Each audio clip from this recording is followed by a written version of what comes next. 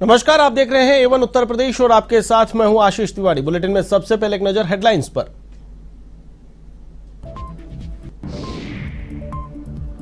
Mauritius के प्रधानमंत्री का काशी दौरा, राज्यपाल और सीएम योगी से की मुलाकात। प्रविंद और सीएम योगी के बीच हुई द्विपक्षीय बैठक।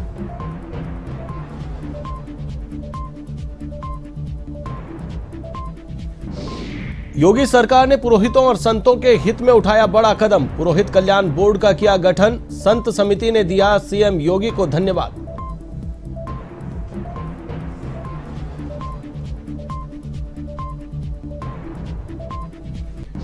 शिवपाल यादव ने की आजम खान से मुलाकात। सीतापुर जेल में मिलने पहुंचे शिवपाल यादव। सियासी गलियारों में चर्चाओं का दौर तेज।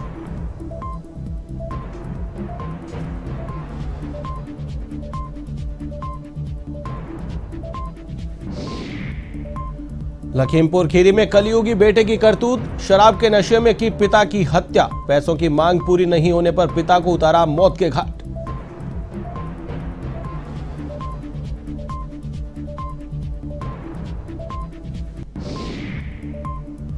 यूपी के बुलंदशहर में इनामी गौ तस्कर की पुलिस से मुठभेड़। गोली लगने से 25,000 का इनामी गौ तस्कर घायल। एक तमंचा, जिंदा कारतूस और गोकशी के उपकरण बरामद।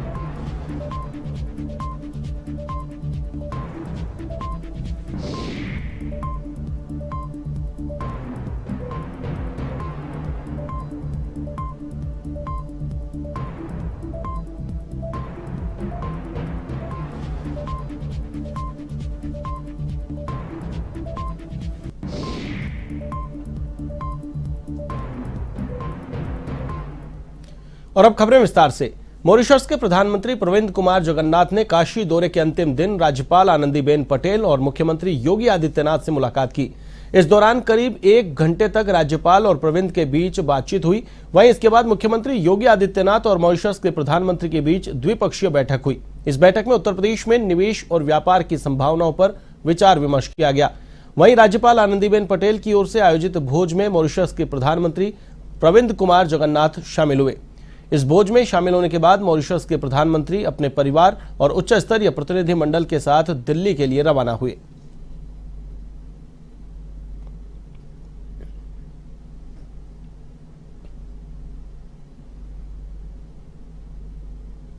उत्तर प्रदेश के मुख्यमंत्री योगी आदित्यनाथ ने पुरोहित कल्याण बोर्ड का गठन किया है। सीएम योगी के इस ऐलान से संत समाज गदगद है।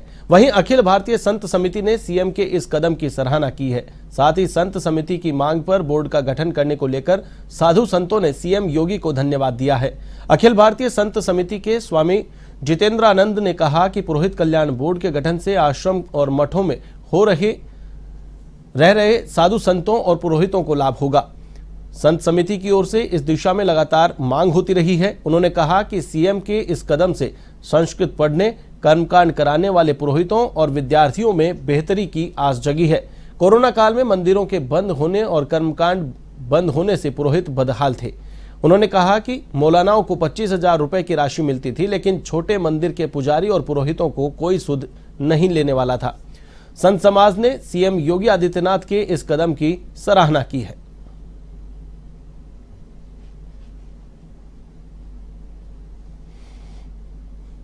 अखिल भारतीय संत समिति उत्तर प्रदेश के यशस्वी मुख्यमंत्री श्रद्धेय योगी आदित्यनाथ जी को हार्दिक साधुवाद देती है।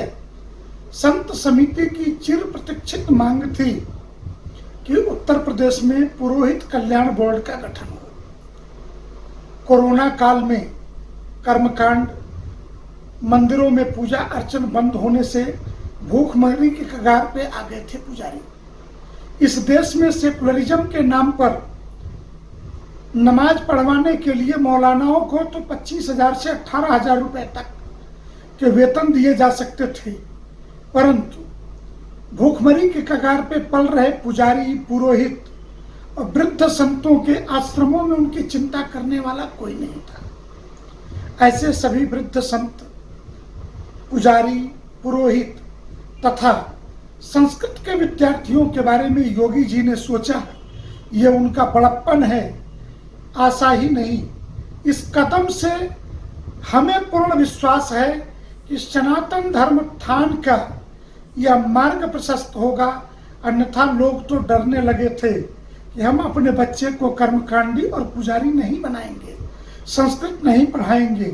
कम से कम एक आशा की किरण जगी है, लोग संस्कृत पढ़ेंगे, मंदिरों में पूजा पाठ, इसके लिए प्रशिक्षण के केंद्र और पुजारी पुरोहितों का भी कल्याण हो सकेगा, ऐसा विश्वास है। और इसके लिए योगी जी को ढेरों सारा धन्यवाद। समाजवादी पार्टी अध्यक्ष अखिलेश यादव पर आजम खान को लेकर दबाव बढ़ता ही जा रहा है। समाजवादी पार्टी के संस्थापकों में से एक वरिष्ठ नेता आजम खान बीते 2 वर्ष से सीतापुर जेल में बंद हैं। उनके समर्थक समाजवादी पार्टी के अध्यक्ष अखिलेश यादव पर अनदेखी का आरोप लगाकर लगातार मुखर हैं। इसी बीच राष्ट्रीय लोकदल के अध्यक्ष जयंत चौधरी और प्रगतिशील समाजवादी पार्टी के अध्यक्ष शिवपाल सिंह यादव के कदम से अखिलेश यादव पर दबाव बढ़ गया है। अखिलेश यादव के खिलाफ बड़ा मोर्चा खोल चुके इटावा के जसवंत नगर से समाजवादी पार्टी के विधायक शिवपाल सिंह यादव अपने 4 दर्जन से अधिक समर्थकों के साथ सीतापुर जेल पहुंचे। शिवपाल सिंह यादव ने आजम खान के स्वास्थ्य को लेकर गुरुवार को ही गहरी चिंता जताई थी और कहा था कि वह सीतापुर जेल में जाकर उनसे मुलाकात करेंगे। इधर जेल में शिवपाल सिंह यादव और आजम खान की मुलाकात को लेकर कयास का दौर जारी है।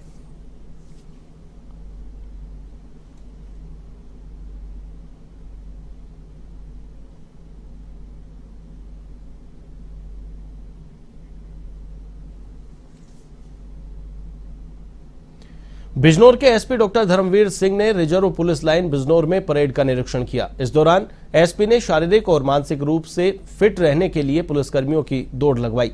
वहीं इस दौरान दौड़ में एसपी खुद भी भाग लेते नजर आए। इसके बाद एसपी ने पुलिस लाइन की व्यवस्थाओं का जायजा लेकर आवश्यक दिशा निर्देश दिए।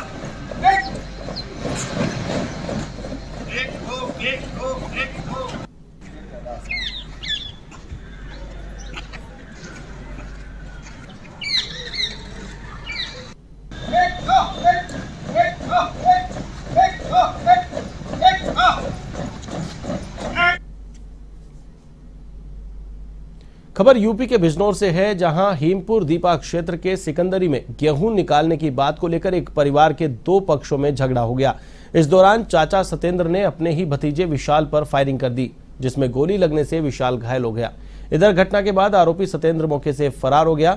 वहीं परिजनों ने घायल को अस्पताल में भर्ती करवाया, जहां उसका उपचार जारी है। तो पुलिस ने आरोपी सतेंद्र, अभिषेक, अभिनव और नागेंद्र की तलाश शुरू कर दी है।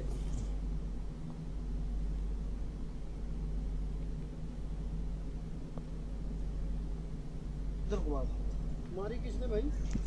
अभिषेक, 4 नाम है। यूपी के लखीमपुर खीरी में एक कलयुगी बेटे ने अपने ही पिता की पीट कर हत्या कर दी। घटना के बाद कलयुगी बेटा मौके से फरार हो गया। वहीं वारदात की सूचना के बाद पुलिस ने मौका मुआयना किया। मृतक की पत्नी ने बताया कि आरोपी दर्शन का पैसों की मांग को लेकर आए दिन अपने पिता से विवाद होता था। ऐसे में पैसों की मांग पूरी ना होने पर आरोपी ने नशे में धुत होकर पिता की बेरहमी से हत्या कर दी। फिलहाल पुलिस ने मामला दर्ज कर जांच पड़ताल शुरू कर दी है।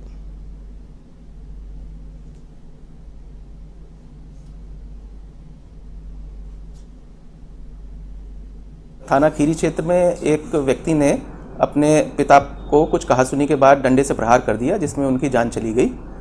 ये संज्ञान में आया है कि मृतक का पुत्र जो था वो शराब पीने का आदी था और शराब के लिए अक्सर अपने पिता से पैसे मांगता रहता था और आज भी इसी बात पे कुछ कहासुनी हुई, जिसके बाद उसने इस घटना को अंजाम दिया।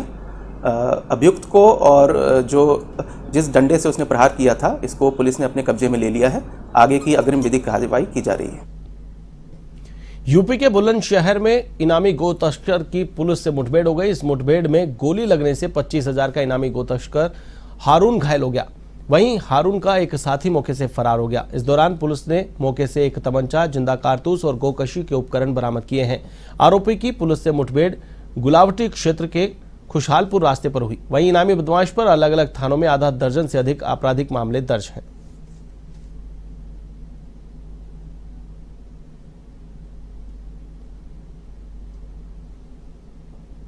गुलावटी थाना क्षेत्र में पुलिस मुठभेड़ में कुख्यात गोकश हारून नाम का अपराधी, जो गुलावटी थाना क्षेत्र का रहने वाला है तथा जिसकी गिरफ्तारी पर 25,000 रुपये की पुरस्कार राशि पूर्व से घोषित रही है, गिरफ्तार किया गया है।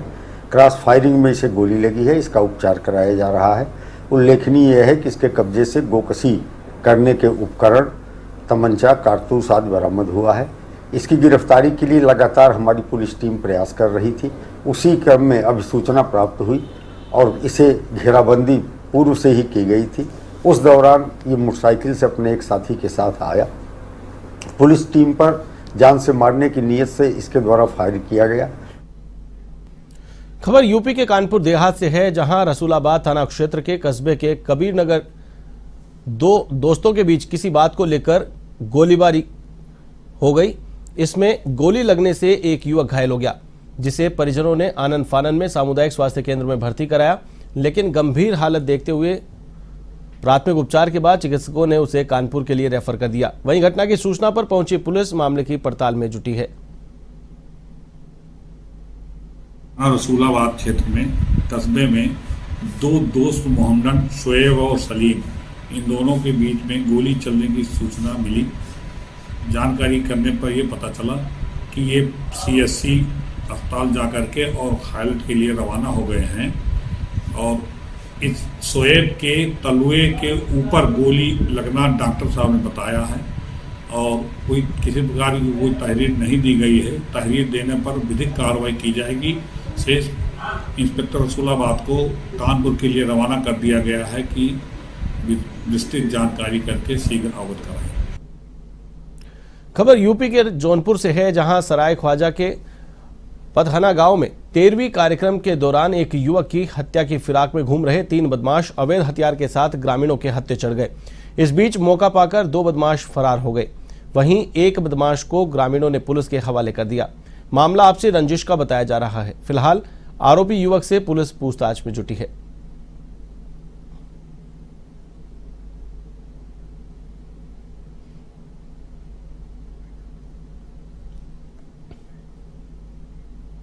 बुलेटिन में फिलहाल के लिए बस इतना ही। मुझे दीजिए इजाजत। देश और दुनिया की तमाम खबरों के लिए आप देखते रहिए A1 TV। नमस्कार।